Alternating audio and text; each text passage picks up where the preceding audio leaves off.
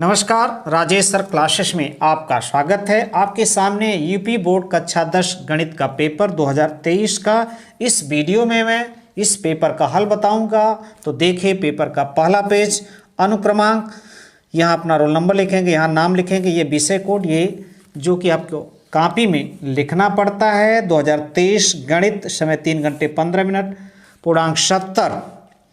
प्रारंभ के 15 मिनट परीक्षार्थियों को प्रश्न पत्र पढ़ने के लिए निर्धारित है, यानी 15 मिनट ध्यानपूर्वक प्रश्न पत्र को पढ़िए। यही बात अंग्रेजी में, सभी प्रश्न अनिवार्य है। सभी प्रश्न क्या है? कंपलसरी है। इस प्रश्न पत्र के अ और ब दो खंड हैं। खंड अ में 1 अंक के 20 बहुविकल्पी प्रश्न हैं, जिनके उत्तर OMR उत्तर पत्रक पर अंकित करने हैं, यानी 4 उत्तर रहेगा, एक उत्तर सही रहेगा, जिसे OMR शीट पर जाकर के उस गोले को काला या नीला करना होता है। OMR उत्तर पत्रक पर उत्तर अंकित किए जाने के पश्चात उसे नहीं काटें तथा इरेजर, व्हाइटनर आदि का प्रयोग न करें। खंड ब में 50 अंक के विस्तृत उत्तरीय प्रश्न है, वर्णनात्मक प्रश्न है, कॉपी मिलेगी जिसमें उन प्रश्नों को हल करना है। इस खंड में कुल 5 प्रश्न हैं। खंड ब में 5 प्रश्न हैं। प्रत्येक प्रश्न के आरंभ में स्पष्ट लिख दिया गया कि उसके कितने खंड करने हैं। प्रश्नों के अंक उनके सम्मुख अंकित है, कितने नंबर का प्रश्न उसके सामने लिख दिया गया है। और देखिए ये सब निर्देश है, तो आप इन निर्देशों को ध्यानपूर्वक पढ़ सकते हैं। रब कहाँ करना है? यदि रब कार्य के लिए स्थान अपेक्षित हो तो उत्तर पुस्तिका के बाएं पृष्ठ पर कीजिए और फिर काट दीजिए, उस पृष्ठ पर कोई हल न कीजिए। रचना के प्रश्न के बारे में ये लिखा गया है, और ये है जिन प्रश्नों के हल में चित्र खींचना आवश्यक है उनमें स्वच्छ एवं शुद्ध चित्र अवश्य खींचे। बिना चित्र के ऐसे हल अपूर्ण और अशुद्ध माने जाते हैं। ये था निर्देश, पहला पेज। अब शुरू करते हैं दूसरा पेज। तो देखिए दूसरा पेज आपके सामने आ रहा है। इंस्ट्रक्शन यानी निर्देश, जो हिंदी में था वही अंग्रेजी में। तो अंग्रेजी मीडियम के छात्र स्क्रीनशॉट ले सकते हैं और समझ सकते हैं क्या क्या लिखा गया है, और ये है, स्क्रीनशॉट ले सकते हैं आप। और प्रारंभ हो गया खंड ए पार्ट ए, बहुविकल्पी प्रश्न, मल्टीपल चॉइस टाइप क्वेश्चन, यानी पेपर हिंदी अंग्रेजी दोनों में है। तो आराम से देखिए प्रश्नों का उत्तर। पहला प्रश्न है, परमेय संख्या 7/2 घाते 2 गुणे 5 का दशमलव प्रसार निम्नलिखित में से किस दशमलव स्थान के बाद समाप्त होगा? यह प्रश्न है। तो देखिए इस प्रश्न का हल हम बता रहे हैं आपको। यह 17/2 घाते 5 गुणे 5। हम इसको करेंगे 5 का ऊपर नीचे गुणा कर देते हैं। तो देखिए 5 घाते 2 और ये 5 और फिर एक 5, ये 5 ऊपर वाला। तो आप देख रहे हैं ये ऊपर हो गया 17/5 85 और नीचे हो गया कितना होगा? ये 4 हो जाएगा, 2 गुणे 2, ये क्या होगा? 25, यानी 25 बटे कितना होगा? 50/25 दूनी 50 100, यानी 0.85। क्या है? दशमलव स्थान के बाद समाप्त होगा, यानी बी विकल्प सही है। अब चलते हैं अगले प्रश्न की तरफ। तो देखिए अगला प्रश्न अगले पेज पर। तो बी गोले को नीला या काला करना है। चलते हैं अगले प्रश्न। दूसरा प्रश्न, 4 विकल्प, बिंदु ऋण 3 और 5 की वाई अक्ष से दूरी होगी। तो विकल्प तो यही सही है, लेकिन हम समझा देते हैं। देखिए ये है आपका एक्स अक्ष, ये है वाई अक्ष, ठीक। ये दूसरे चतुर्थांश में पड़ेगा, ये पड़ेगा, ये एक्स की वैल्यू 3 इस ऋण होता, ये वाई की वैल्यू 5। ये बिंदु होगा यहाँ, यानी यह 3 है और यहाँ से यहाँ तक 5 है, यानी बिंदु ये है 3 -3 5, -3 और 5। तो ये वाई अक्ष से कितना दूर है? यानी ये 3 है, तो ये भी 3 होगा, तो सही उत्तर है। अब चलते हैं तीसरे प्रश्न पर। तो देखिए तीसरा प्रश्न, संख्या 144 के अभाज्य गुणनखंड में अभाज्य गुणनखंडों की घातों का योगफल होगा।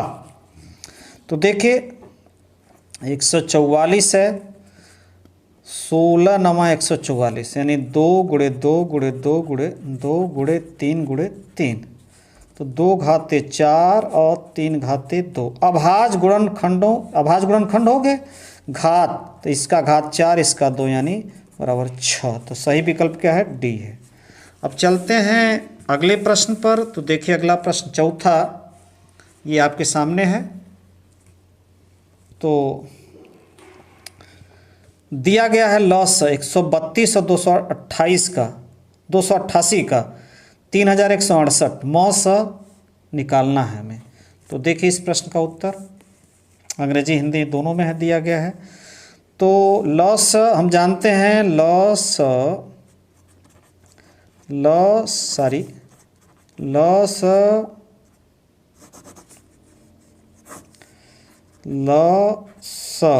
गुणे मॉस बराबर पहली संख्या गुणे दूसरी संख्या। ठीक है, तो लॉस आपका दिया है 3168 मॉस निकालना है। तो देखिए मॉस पहली संख्या क्या है? पहली संख्या है 132 गुणे दूसरी संख्या 288। मॉस हो जाएगा 132 गुणे 288 भागे 3168। यदि दोनों का गुणा करेंगे तो आ जाएगा 29,016 भागे 3168 भाग देंगे तो 12 आ जाएगा। यानी कहने का अर्थ है कि मॉस क्या है चौथे का? सही विकल्प डी है। अब देखिए अगला प्रश्न पांचवा। तो पांचवा प्रश्न है, यदि द्विघात समीकरण के मूल बराबर हो तो यम का मान होगा। मूल बराबर कब होते हैं? जब विविक्तकर क्या होता है? शून्य के बराबर होता है, यानी b² - 4ac बराबर 0। तो यहाँ पर a की वैल्यू क्या है? 3, b की वैल्यू -12 और c की वैल्यू क्या है? यम है। तो रखा जाए -12 का स्क्वायर 4, a की वैल्यू क्या है? 3, c की वैल्यू यम बराबर 0। तो ये हो जाएगा 12 गुणे 12 यम बराबर 0। 12 से भाग दीजिए कट जाएगा, 12 यम बराबर 0 और यम बराबर -12 यम बराबर 12। तो सही विकल्प क्या है पांचवा का? डी है। यम का मान होगा 12, सही विकल्प ये है। अब देखिए छठवां प्रश्न है इसमें कि मूलों का योग होगा। तो मूलों का योग यानी अल्फा प्लस बीटा बराबर होता है -b/a, ये होता है मूलों का योग। तो यहाँ पर b की वैल्यू जो दिया है -3 है, -3 और a की वैल्यू 5 है, तो हो जाएगा 3/5। तो सही विकल्प क्या है? ए है। छठवां का सही विकल्प क्या है? ये है। अब चलते हैं अगले प्रश्न पर। देखिए अगला प्रश्न आ रहा है। छठवां अंग्रेजी में उत्तर बता चुका हूँ। सातवां, युगपत समीकरण और ये का कोई हल नहीं है यदि लैम्ब्डा का मान होगा, क्या होगा? सही विकल्प। तो देखिए सरल करना होगा, तो सरल कर रहे हैं हम। कोई हल ना होने का जो शर्त होता है वो होता है a1/a2 बराबर b1/b2 बराबर नहीं है c1/c2। ये है शर्त होती है। तो देखिए यहाँ a1 का मान क्या है? a1 का मान 1 है, a2 का मान क्या है? 2 है, b1 का मान 2 है, b2 लैम्ब्डा है, बराबर नहीं है c1 70, ये है c2 35। अब इन दोनों को हल करते हैं। यह बराबर इसके है तो यहाँ गुणा, ये इसका यहाँ गुणा हो जाएगा, तो हो जाएगा लैम्ब्डा बराबर 4। तो सातवां का सही विकल्प जो है डी है, 4 आएगा, देख लीजिएगा। यह है अगला प्रश्न आपके सामने आठवां। तो आठवां प्रश्न क्या है? बिंदुओं ए बी को जोड़ने वाले रेखाखंड का मध्य बिंदु P है, ए का मान होगा। देखिए मध्य बिंदु का जो निर्देशांक होता है मध्य बिंदु का निर्देशांक होता है x1 प्लस x2 बटे 2, y1 प्लस y2 बटे 2, ये होता है। अब यही दिया है a बटे 8 कामा 4। अब हम यहाँ x1, x2, y1, y2 का मान रखेंगे। तो x1 का मान है ऋण 4 और x2 का मान है 5 प्लस 5 लिख दिया हमने, 2 कर दिया। और y1 2 है और ये क्या है 6, y2 6 है बटे 2 बराबर a बटे 8 और ये 4 हो गया।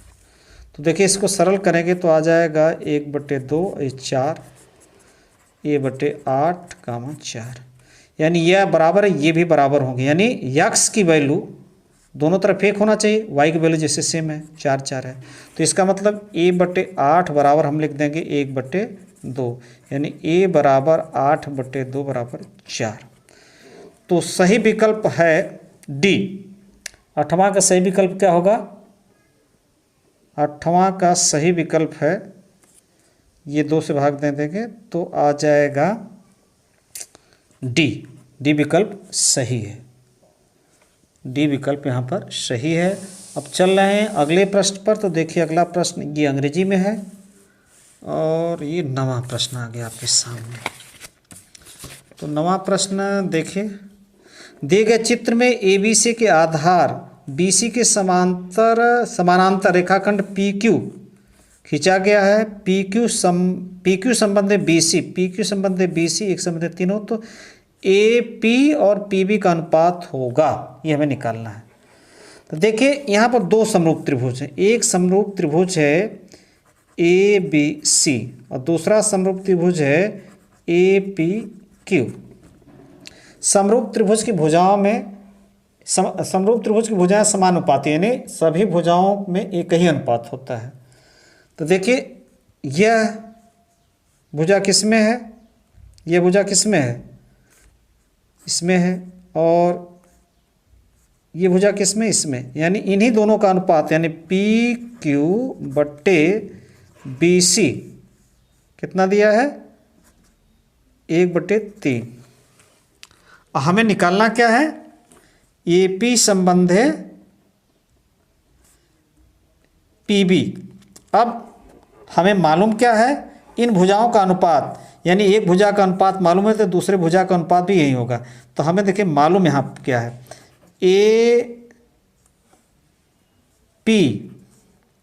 AP बटे AB बराबर 1/3, क्योंकि भुजाओं का अनुपात ऑलरेडी दिया गया है। अब देखिए AP तो AP है, AB को हम लिख सकते हैं AP धन PB अब बराबर 1/3। अब ध्यान दीजिए यहाँ पर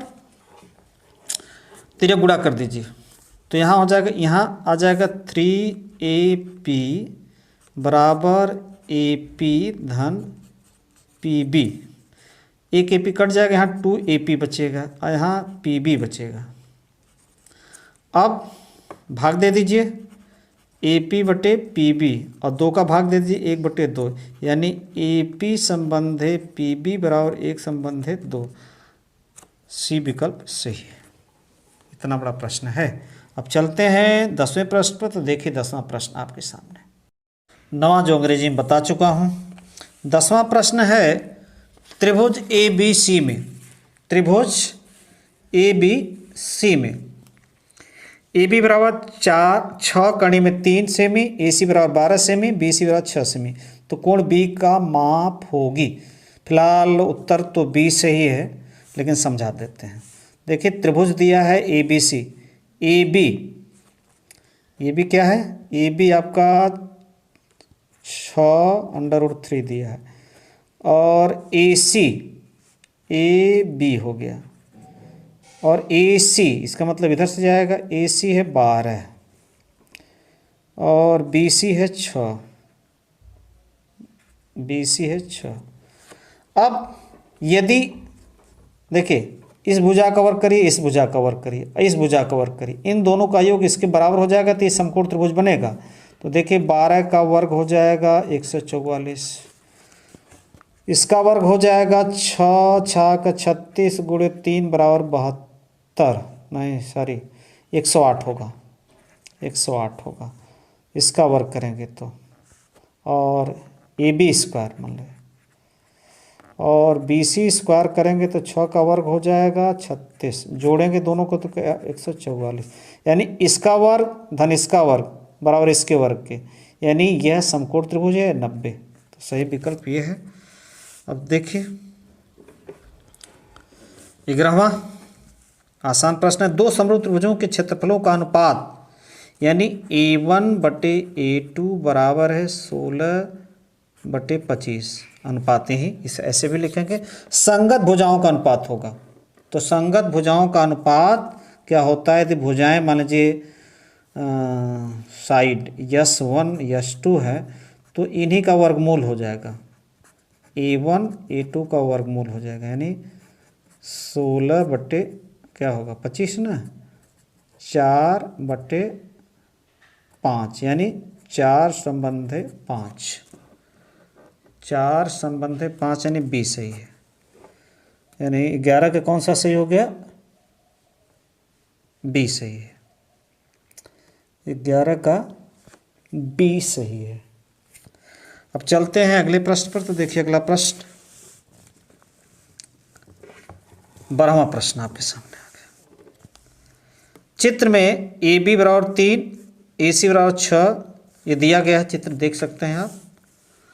पूछा है कि कोण बी ए डी, बी ए इस कोण और इस कोण में सी ए डी का अनुपात होगा, यानी इनके सम्मुख जो भुजाओं का अनुपात होगा वही अनुपात होगा। तो भुजाओं में क्या अनुपात है भाई, इनकी भुजाओं में अनुपात है 2/4, भुजाओं में क्या अनुपात है 2/4, तो कोणों में भी वही अनुपात होगा, यानी ए विकल्प सही है, यानी 12 का ए विकल्प सही है। अब चलते हैं अगले प्रश्न पर 13वें पर। अब देखिए 13वां, तो लिखा है साइन 31 डिग्री अपान कास 59 डिग्री का मान होगा 1 होगा। तो देखिए साइन 31 डिग्री बटे कास 59 डिग्री, साइन 31 डिग्री इसको हम लिख सकते हैं कास 90 माइनस 31 डिग्री, साइन 31 डिग्री और घटाएंगे, अरे सूत्र से ये हो जाएगा साइन 31 डिग्री बराबर 1। तो सही विकल्प क्या है, सी है, 13 का सी हो गया। अब देखिए 14 जो है प्रश्न आपके सामने है, लिखा है चित्र में बिंदु O का बिंदु A तथा P से देखने पर अवनमन कोण की माप होगी। तो देखिए ये अवनमन कोण ऐसे होता है, यानी ये जहाँ जो ये कोण होगा वही ये कोण होगा। तो 45 तो दोनों में है। अब देखिए फिर निकालते हैं इसका। अब देखिए ये त्रिभुज जो है इस त्रिभुज में आइए, ये 90 है, ये कितना है 90 है, ये 60 है, तो ये कोण कितना होगा 30 डिग्री होगा। तो अब देखिए ये यहाँ से ऐसे करेंगे तो ये भी 30 डिग्री हो जाएगा। तो 45 ये 45 तो ये 45 और ये 30 यानी 45 30 यानी बी विकल्प सही है, 14 का बी सही है। अब चलते हैं अगले प्रश्न पर। तो देखिए अगला प्रश्न 14 हो चुका है। 15 देखिए, यदि एक वृत्त की परिधि और क्षेत्रफल संख्यात्मक रूप से समान है तो उस वृत्त की त्रिज्या, यदि एक वृत्त की परिधि और क्षेत्रफल मतलब ये वृत्त है, इसकी मतलब त्रिज्या r है, तो परिधि क्या होगी यानी 2πr। वृत्त की परिधि और क्षेत्रफल संख्यात्मक, क्षेत्रफल क्या होगा भाई, क्षेत्रफल होगा πr²। कारा दोनों संख्यात्मक रूप से क्या है समान है, यानी πr² बराबर 2πr। देखिए पाई पाई से कटेगा तो हमें मिलेगा क्या, आर स्क्वायर बराबर 2r, एक आर से कट जाएगा, r बराबर 2, तो 15 का ए सही है। अब अगला प्रश्न है ये अंग्रेजी में 16वां। एक ठोस धातु के घनाभ जिसकी भुजाएं 9 मीटर, 8 मीटर, 2 मीटर है को पिघलाकर 2 मीटर कोर के घन बनाएंगे। इस प्रकार बने घनों की संख्या होगी, कितने घन बनेंगे? ठीक है ना, ये है कितने घन बनेगा, 18, 12, 16, 24। देखिए घनाभ की विमाएं, लंबाई, चौड़ाई, ऊंचाई, घनाभ का आयतन, घनाभ का आयतन क्या हो जाएगा, नीचे करते हैं 9 गुणे 8 गुणे 2 घन मीटर। ठीक है, ये आ गया इसका आयतन। अब इसी को पिघलाकर 2 मीटर कोर के घन बनाए गए, तो घन का आयतन क्या होगा, ए क्यू यानी 2 का क्यू बराबर 8। अब एक घन का आयतन हमें मालूम हो गया, इसमें भाग देते हैं तो देखिए घनों की संख्या क्या हो जाएगी,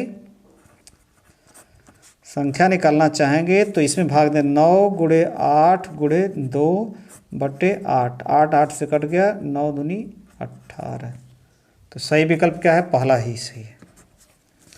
अब अगला प्रश्न है आपके सामने, निम्नलिखित सारणी का माध्य होगा, थोड़ा लंबा प्रश्न है, सरल करते हैं।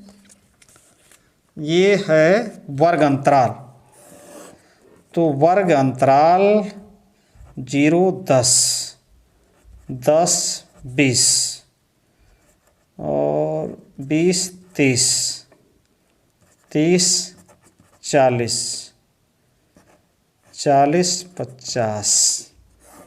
इसकी बारंबारता यफ, बारंबारता कितनी है, 4 है, 5 इसका है, इसकी 6 है, इसका 4 है, इसका 1 है। ठीक है, अब वर्ग मध्यबिंदु इनका मध्यबिंदु क्या होगा, 5। ठीक, इनका मध्यबिंदु 15, इनका मध्यबिंदु मैंने दोनों को जोड़कर 2 का भाग 25, इसका 35 और इसका क्या हो जाएगा 45। अब ये है यफ यक्स, ये यक्स से दर्शाते, इसको यक्स से दर्शाते, यफ यक्स, तो इसका गुणा कितना होगा 20, क्या होगा 20 होगा, और ये 20 हो गया आपका। अब इसका गुणा हो जाएगा, इसका गुणा 20, और देखिए इसका गुणा 20 हम थोड़ा ऐसे लिख दें, इसका 75, इसका गुणा 150, इनका गुणा 70, 140, इनका गुणा 45, जोड़ेंगे यानी सिग्मा यफ यक्स, तो ये आ जाएगा आपका 430, और ये सिग्मा यफ क्या आ जाएगा 9, 15, 20 आ जाएगा। तो यक्स हमें क्या निकालना है, माध्य निकालना है, यक्स बार बराबर सिग्मा यफ यक्स बटे सिग्मा यफ, यानी 430 भागे 20 कट जाएगा, 21.5 आ जाएगा, यानी सी विकल्प सही है। अब चलते हैं अगले प्रश्न पर। 17 हो चुका, 18 देखिए, दिए गए आंकड़ों का समांतर माध्य और बहुलक क्रमशः 28 और 16 है, तो माध्यिका होगी। तो देखिए समांतर माध्य, बहुलक और माध्यिका में जो संबंध होता है वो होता है माध्यिका 3 गुणे माध्यिका बराबर 2 गुणे समांतर माध्य, या केवल माध्य लिख सकते हैं, धन बहुलक। धन क्या होता है, बहुलक। तो समांतर माध्य 28 है, 2 गुणे 28 और बहुलक कितना 16, ये हो जाएगा 28 दूनी 56, और 16 बराबर कितना मिलेगा हमें, 6 2 अरे 6 6 12 2 हो जाएगा और 7 72 हो जाएगा। यानी हमें माध्यिका निकालनी है, तो माध्यिका यानी ये 3 का इसमें भाग चला जाएगा, 3 का भाग दे देंगे तो ये हमारा आ जाएगा 24। तो सही विकल्प क्या है, 18 का सी। 18 का सी विकल्प क्या है, सी है। और अगला है प्रश्न है, निम्नलिखित बारंबारता बंटन का बहुलक वर्ग होगा।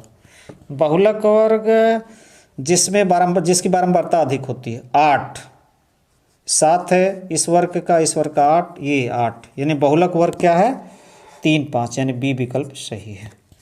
अब देखिए 19 हो गया, निम्नलिखित बारंबारता बंटन का मध्यिका वर्ग होगा।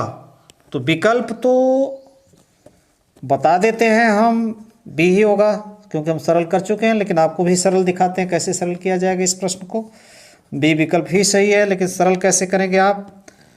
और ये वर्ग अंतराल लिख देते हैं, 0 10 10 20 30 और 30 हो गया।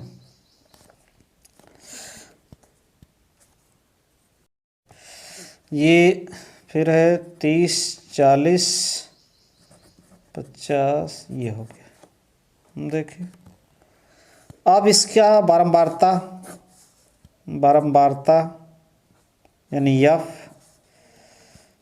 ये इसका यफ है 4, इसका 5, इसका 13, इसका कितना है 20 है, इसका 8 है। अब सी एफ यानी संचयी बारंबारता, तो 4 हो गया, 9 हो गया और 22 हो गया, 42 हो गया और 50 हो गया।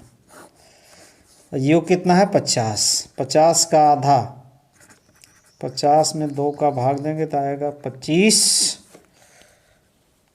और ये हो गया आपका 25 कहाँ पड़ेगा इसमें, यानी ये सही उत्तर है।